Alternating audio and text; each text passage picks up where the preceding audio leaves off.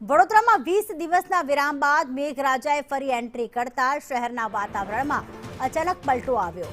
શહેરમાં સાર્વત્રિક ધીમી ધારે વરસાદ શરૂ થતા વાતાવરણમાં ઠંડક પ્રસરી છે। સતત બફારા અને ગરમીથી પરેશાન નગરજનોને વરસાદથી મોટી રાહત મળી છે। વરસાદના પગલે વડોદરામાં જાણે હિલ સ્ટેશન જેવો માહોલ સર્જાયો છે।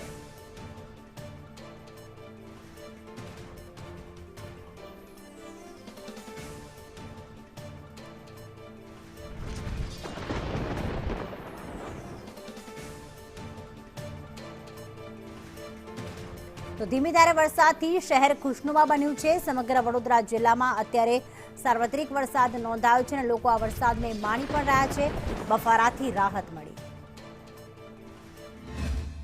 વડોદરા શહેરમાં આખરે 20 દિવસના વિરામ બાદ વરસાદનું આગમન થયું છે। મેઘરાજા મહેરબાન થયા છે। 20 દિવસથી વડોદરા શહેરમાં ભારે બફારાનું સામ્રાજ્ય હતું, પરંતુ હાલ વડોદરા શહેરમાં સાર્વત્રિક વરસાદનું અહીંયા આગમન થયું છે। રાવપુરા, નિઝામપુરા, ફતેગંજ, માંજલપુર, મકરપુરા સહિતના વિસ્તારોમાં વરસાદ શરૂ થયો છે।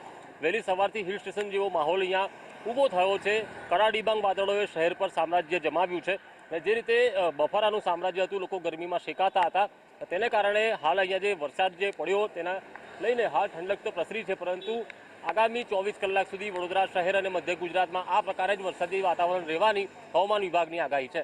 કેમેરા પર્સન નિકેશ વળંગ સાથે કુણાલ શર્મા, સંદેશ ન્યૂઝ।